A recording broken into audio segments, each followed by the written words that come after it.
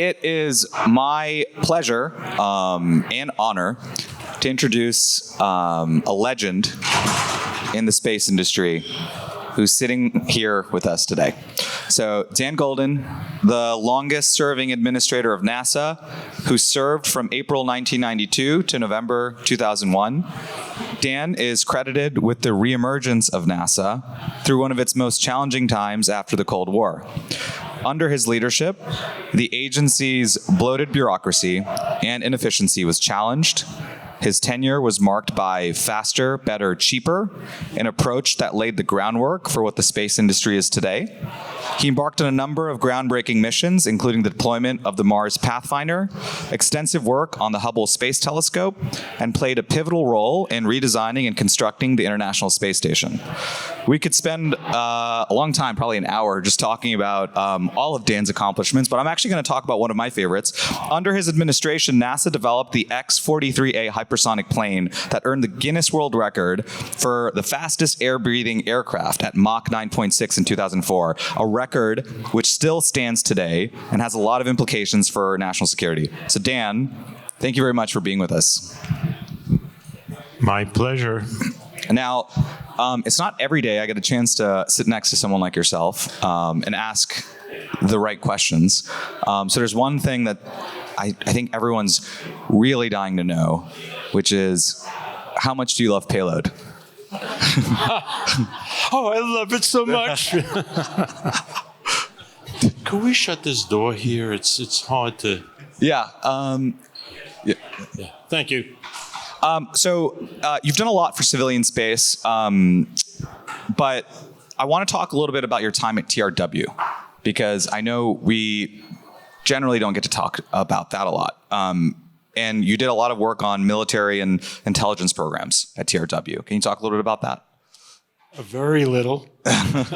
I'll talk about what I can talk about.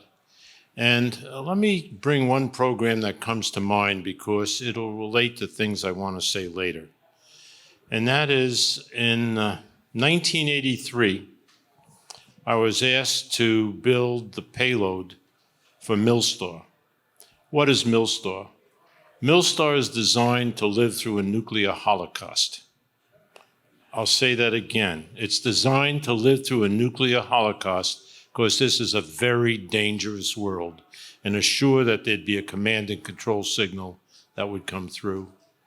I worked in partnership with Sam Araki at Lockheed, and there are 5 of them up there now. The first one is 25 years old. They're still working, and the command and control signal could get through. I could talk about that. I worked with Dr. Edward Teller at the Lawrence Livermore National Labs under Star Wars, and I developed Brilliant Eyes and Brilliant Pebbles. Brilliant Eyes is the basis for Sibberslow, and Brilliant Pebbles is the basis for the kinetic kill vehicles. And again, I'm going to use pretty harsh terms, because defense is a pretty tough place to be. So you don't just take pretty pictures, you do other things in defense. And I'm proud that Brilliant Pebbles ended up being part of the present system to take out ballistic missiles. One more thing, of things I could talk about. I was responsible for the land-based ballistic missiles, the Minuteman program, overseeing that whole thing. So why don't we start with, I want to talk about Sputnik. So during Sputnik, or when the Sputnik satellite was launched, which I believe was in 1957, it created a lot of paranoia in the US, right? Because there was this technological gap that was not perceived before it, mostly because a lot of media, at least US media at the time, was talking about how big of a technological, how dominant we are versus the Soviets. Do you see anything like that could happen in the next 5 to 10 years? Any type of gaps that we don't perceive but are in reality occurring by our adversaries? We are in terrible shape.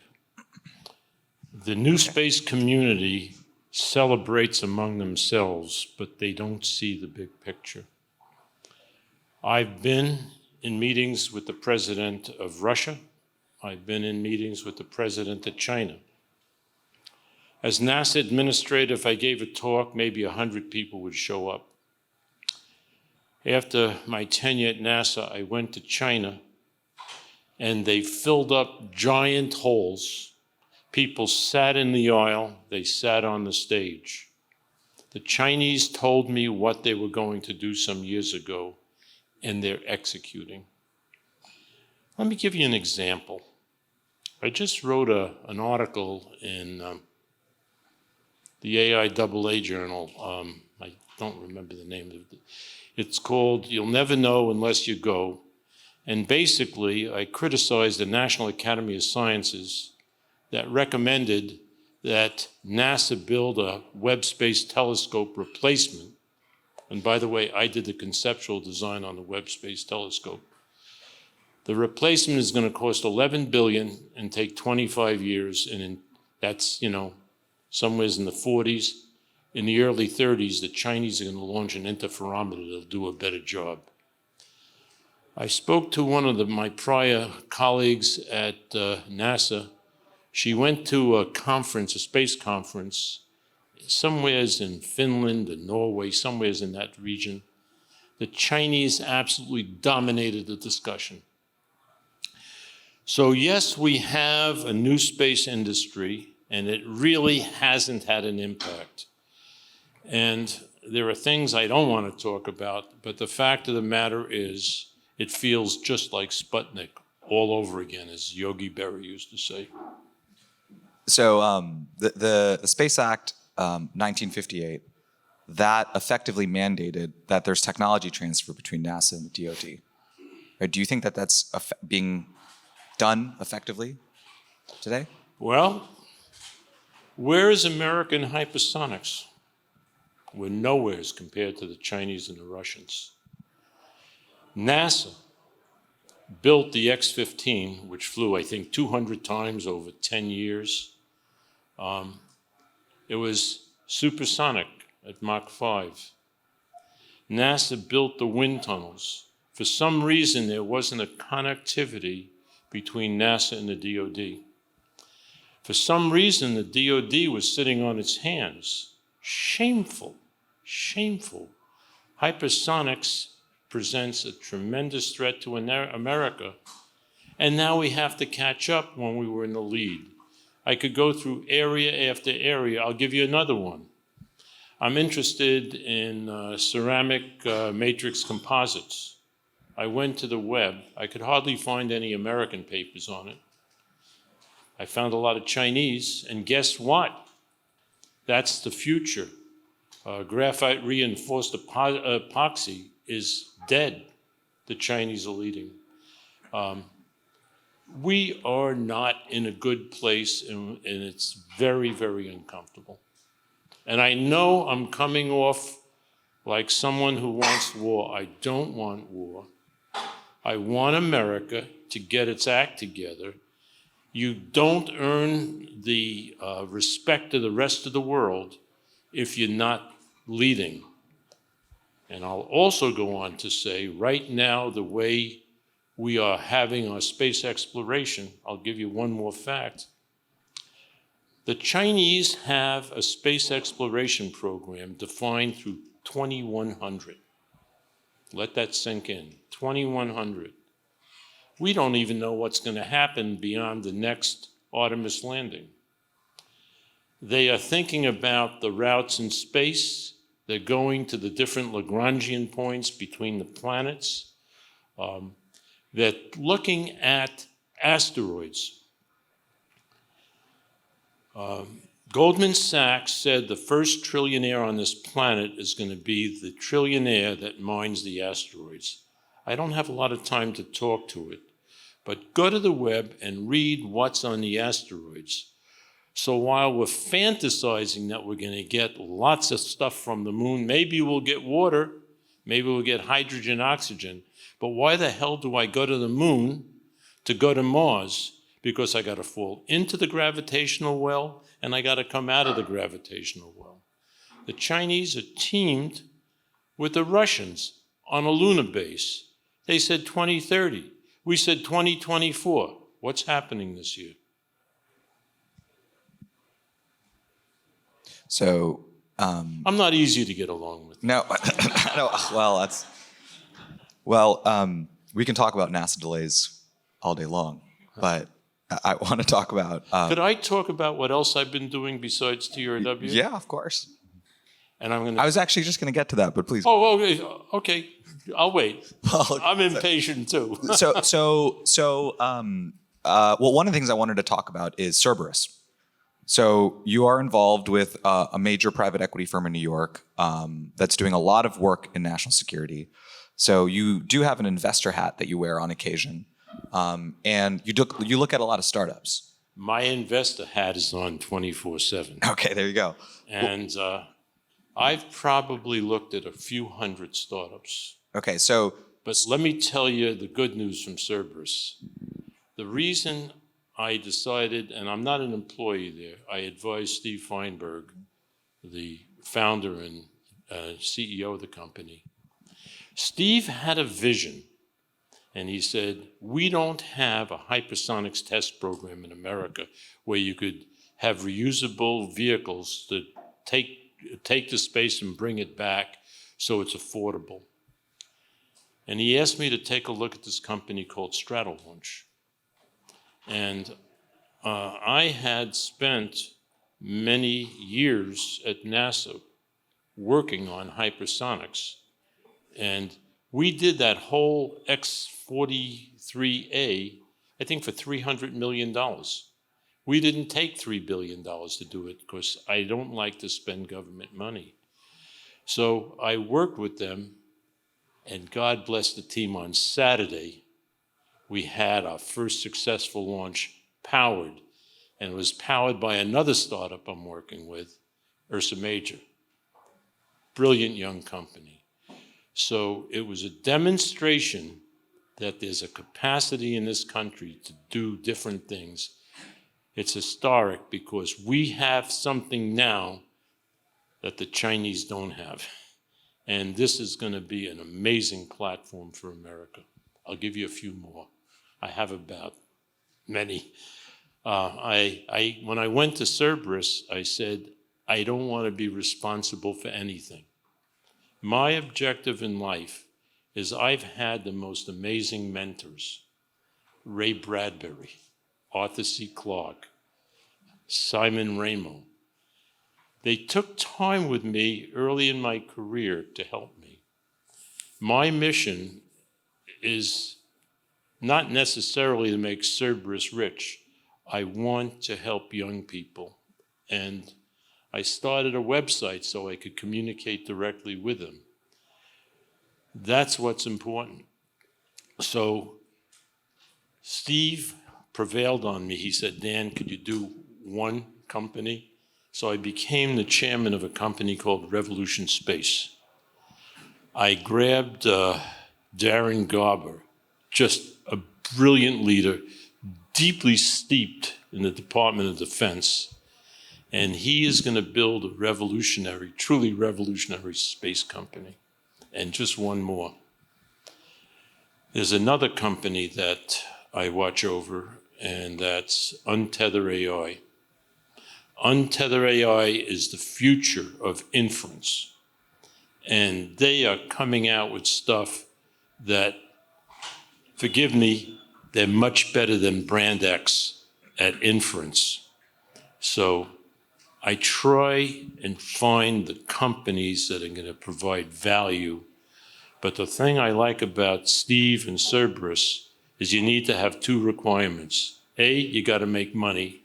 And B, you got to be able to show it relates to U.S. national security. He's a real patriot. So obviously there's a whole new space movement. You're alluding to it. And you've obviously talked about a number of companies that you feel are doing things very well. What are common misunderstandings or missteps that you're seeing from startups in the space industry today? With regards to defense. Yeah. Okay. They don't understand the sources of money. And the DIU is fabulous. Doug Beck was one of the top executives at Apple. And he came back to government so he could lead DIU, DARPA, AFWorks. These programs are not hooked. These are development programs. They're not hooked to programs of record.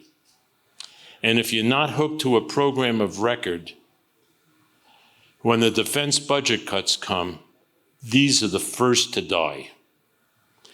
So when people come in and I do due diligence, I'm not a comfortable person to do due diligence for. It's not pleasant. This is the future of the space program for America. And it's got to be recognized. And unless there's connectivity to programs of record and the program executive officers sign up to it, there is no future. What's going to be the catalyst for that change? What would you do? If someone asked me to do it, I'd go in and rip it apart and put it back together. I'm a little old. I'm older than a rock. I'm 83 years old. I work 60 hours a week and I travel the world. I'm on a mission because I'm concerned about my country. And no one is willing to take this on, and we'll never get the systems that we need without doing that. Do you think? I'm just going to be a festering zit in the back. No. This is great. This is great. The current crop of company. You're a physics guy. Do most of these companies understand physics? No. It's unbelievable. Albedo does.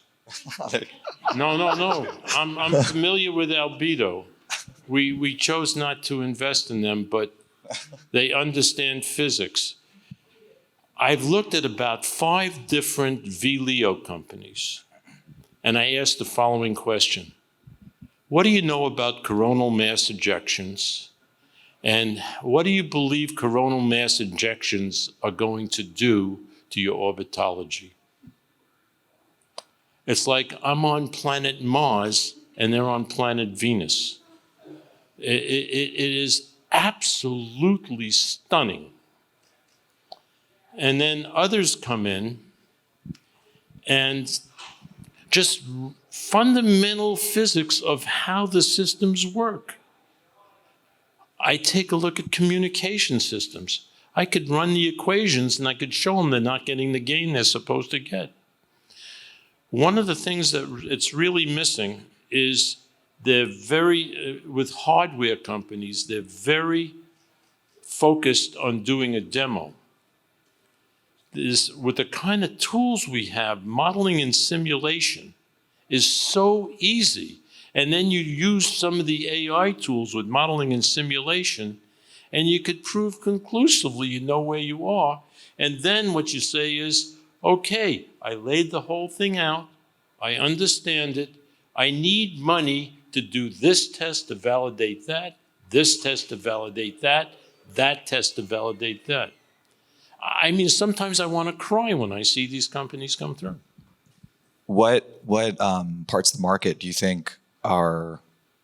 I mean, you've looked at a lot of companies. Like, what's a business that if someone said, "Hey, take a look at this," you'd be like, "No, there's too many of them."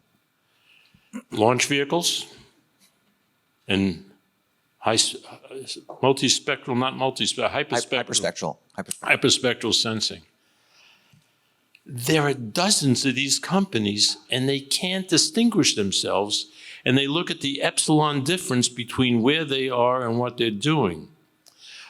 I really liked the CEO of Firefly because he's providing value added.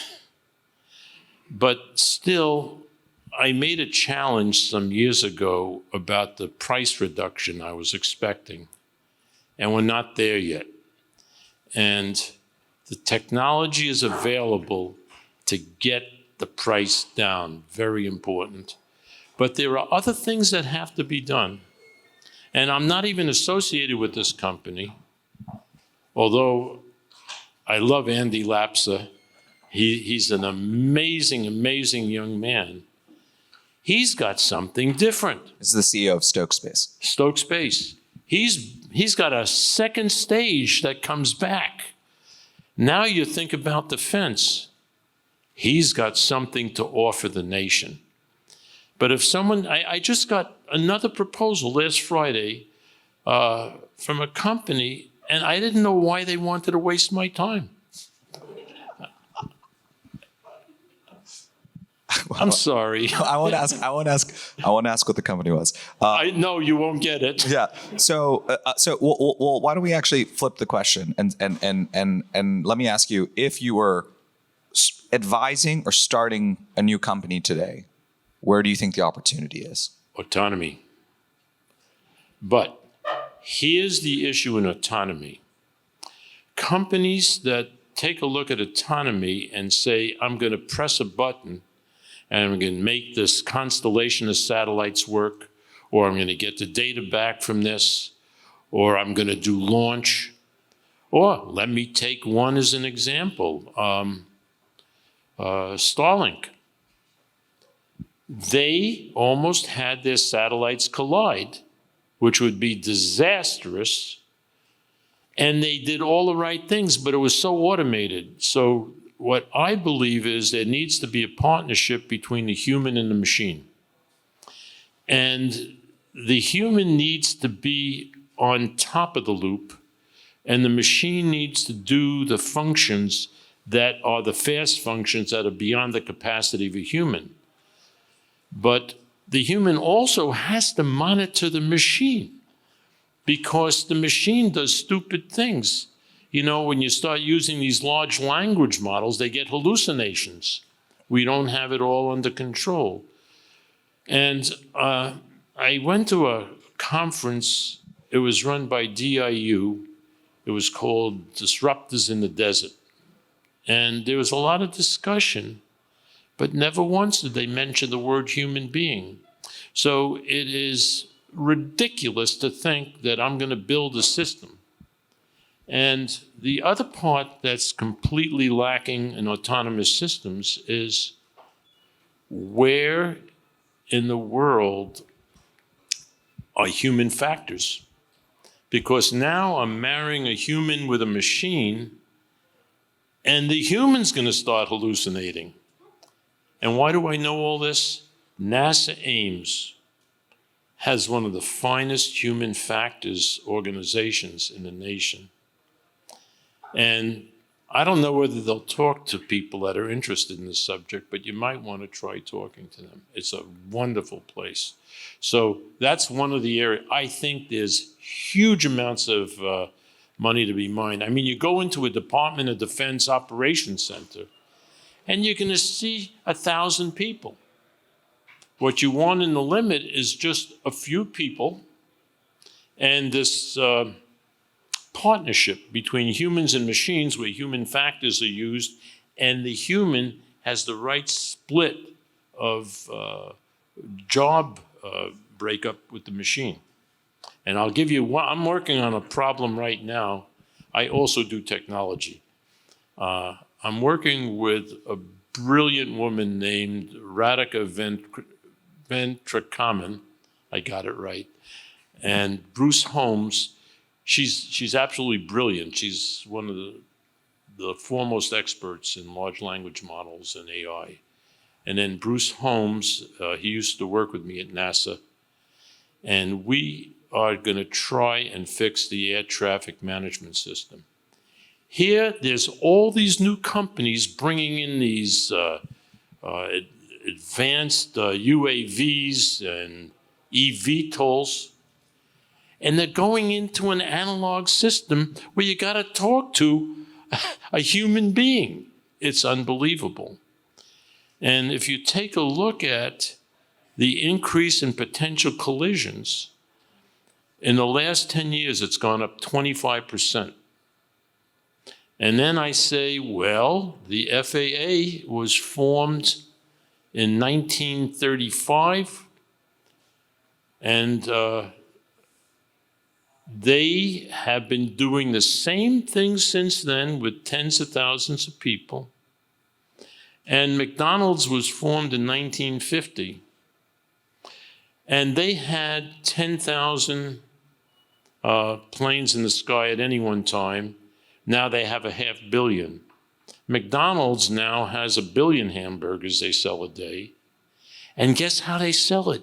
Digitally. Now think about what would happen if we used human-machine interaction for a digital air traffic management. It's not space, but it's aerospace. I want to take a quick step out for a second.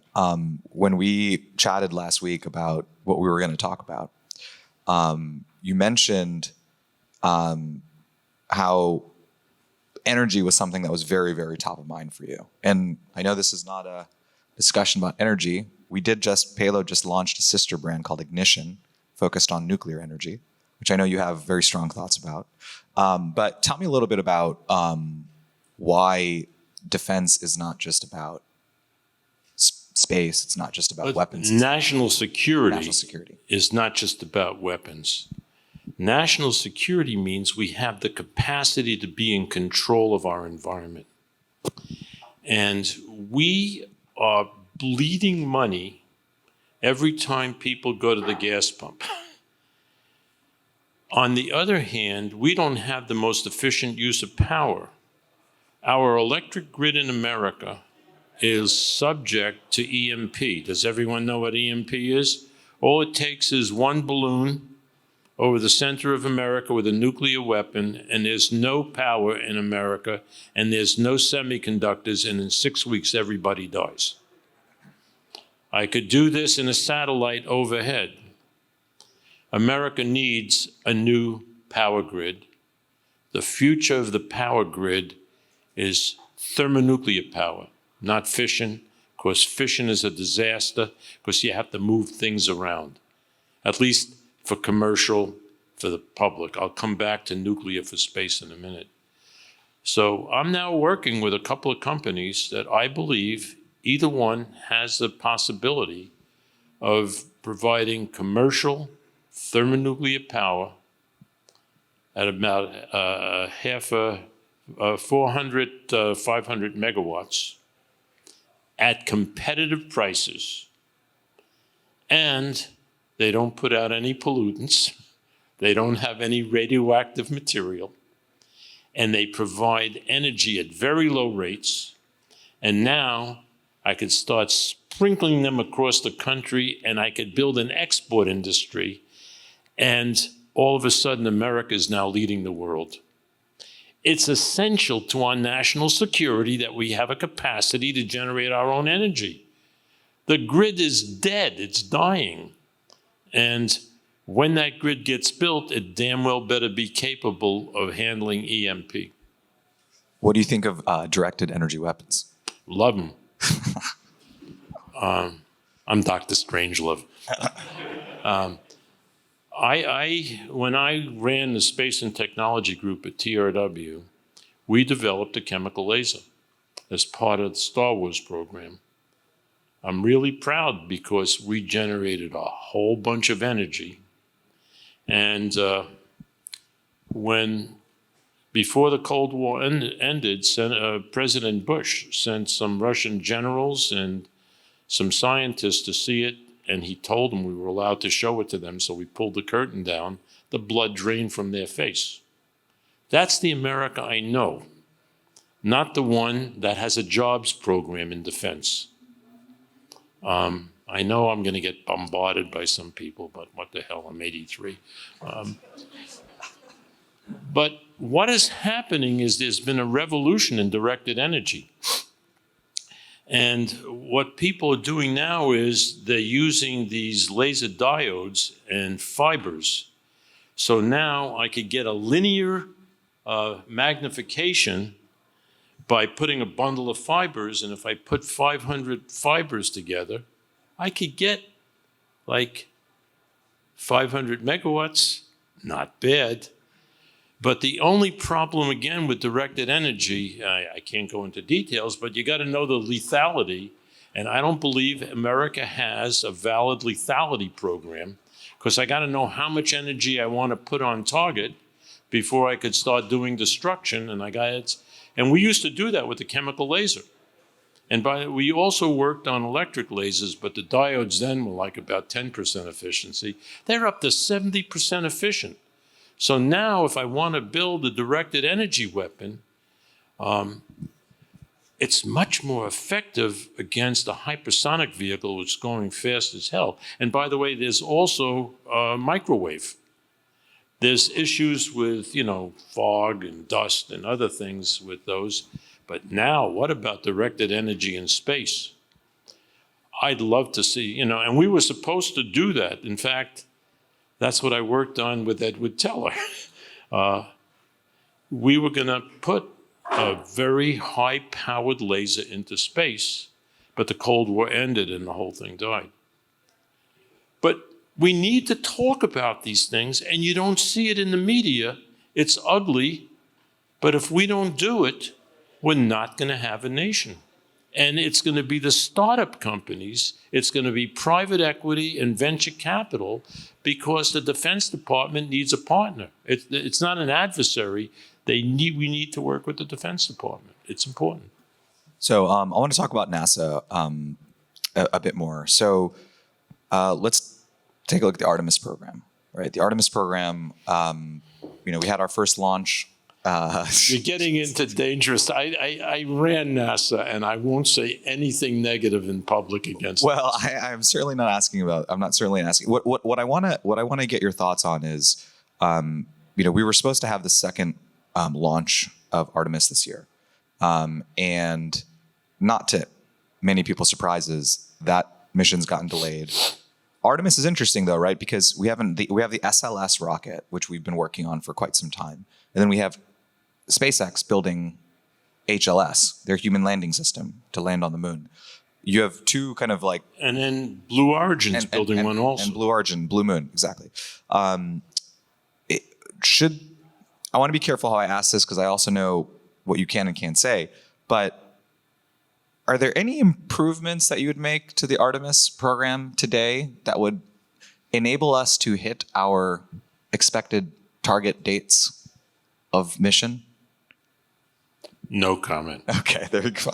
No, I just don't feel it's appropriate. Having run NASA for 10 years, it's not appropriate for me to say anything. And it's not that it would be negative, but the present administrator has a plan and a policy, and there's just no way that it's appropriate for me. I don't have all the information, so I won't comment on it. Okay, so then let me ask one last question. Then I do want to turn it over to the audience and give them a chance to ask a few things. If there was one question that you wish people asked you more about, related to space or defense or just technology in general, what would you wish people asked you that you feel like you could provide a really, really good answer or insight into? Why does it take so long and cost so much? Now, let me give you the basis for this. One of my idols is Kelly Johnson. He ran the Skunk Works. In 1958, the CIA came to Kelly Johnson and said, "We're worried the U-2 could get shot down. It's slow, and it doesn't have a very low radar cross-section. We want you to build a plane that goes unbelievable speed so the missiles can't catch it, and we don't want it to be seen." So he took the contract to build the SR-71. Now, there was no AI, there was no digital modeling, there was no computers. It was all done by hand. They used to have women, and by the way, I started working in 1962. We had the computers at NASA. They had calculating machines, and they'd run calculations for us until we got IBM 360 computers. So it's really bad. Thank you, Dan. Thank you very much.